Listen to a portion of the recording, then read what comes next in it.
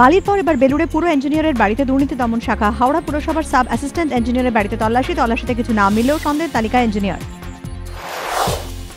ফের হুগলির খানাকুলে তৃণমূলের গোষ্ঠীদ্বন্দ্ব, পিটিয়ে খুন তৃণমূল কর্মী। অভিযোগ, তৃণমূল বিধায়ক ইকবাল আহমেদের অনুগামীদের বিরুদ্ধে খুনের নেপথ্যে এলাকা দখল, অভিযোগ পরিবারের।